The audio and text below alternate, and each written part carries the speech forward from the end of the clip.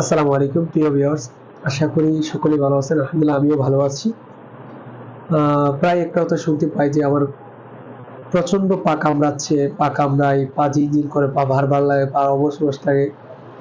এই ধরনের কথা কিন্তু আমরা অনেক নানা নানি বা আত্মীয় স্বজনের কাছে আমরা কিন্তু শুনতে পাই, বা অনেকে দেখছি যে দীর্ঘদিন যাবৎ তারা একটি একটি পায়ে বা দুটি পায়ে দীর্ঘদিন যাবৎ তার মেসেজ করতে হয় নাতি দিয়ে, বা ছেলে মেয়ে দিয়ে তাদেরকে টিপাইতে হয় বা পাড়া দিতে হয়, আমরা যেটিকে বলে থাকি।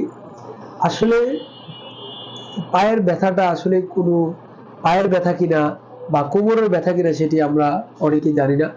পায়ের বেশিরভাগ ব্যথা যে আমরা বলি যে পিছনের রগটা টান পড়ে, রগের মধ্যে খিচে, এই ধরনের কথা আমরা বলে থাকি। সেটি আসলে ব্যথাটা হলো কোমর ব্যথা। কোমর প্রবলেম থেকে এই ব্যথাটা হয়ে থাকে।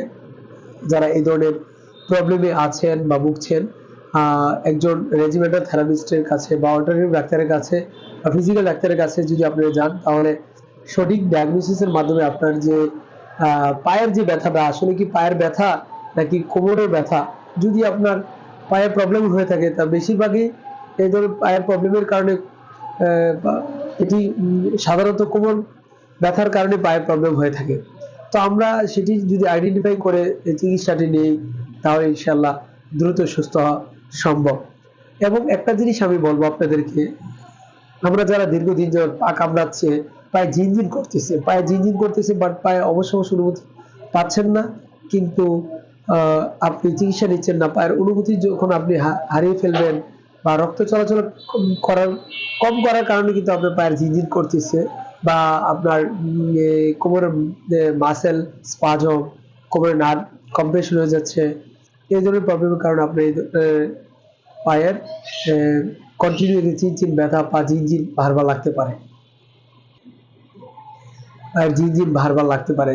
সেটি থেকে যদি আপনি একেবারে পরিপূর্ণ, অনেকে দেখা যাচ্ছে যে স্বামীকের জন্য আপনি মেডিসিন খাচ্ছেন, আসলে মেকানিক্যাল প্রবলেমের কারণে পা ঝিনঝিন বারবার লাগতে পারে।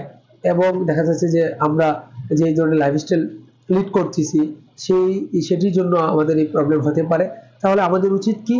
আমাদের উচিত হলো আমাদের লাইফস্টাইল চেঞ্জ করা এবং ফিজিক্যাল ডাক্তার দেখানো এবং অল্টারনেটিভ ডাক্তার দেখানো, তাহলে দ্রুত এটি সমাধান পাবেন ইনশাআল্লাহ।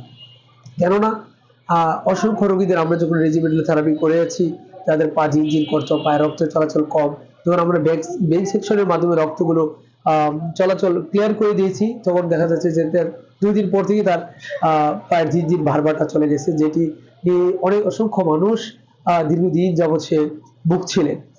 এবং রেজিমেন্টাল থেরাপির মধ্যে বেন সেকশন রয়েছে, ফার্স্ট থেরাপি রয়েছে, যেটি লিস থেরাপি রয়েছে, সেটি আপনার চমৎকার কাজ করে।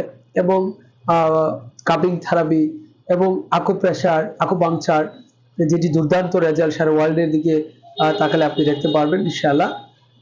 আপনি ইচ্ছে করে আকুপাংচার নিতে পারেন, যেটি উইদাউট মেডিসিন, বাট মেডিসিনাল ওষুধের মতো আপনার, বাট ওষুধের মতো কাজ করবে যে থেরাপিগুলো।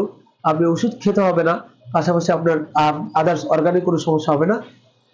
আপনি যদি আমাদের রেজিমেন্টাল থেরাপিগুলো গ্রহণ করেন, ইনশাআল্লাহ দ্রুত অনেক জয়েন্টের পেইন বলেন, অনেক আমি যে পেইনের কথা বলতেছি, বা পায়ের মাসেল পেইন, মাসেল ক্রাম্প হচ্ছে, এই ধরনের প্রবলেম থেকে আপনি সুস্থ হতে পারবেন ইনশাআল্লাহ।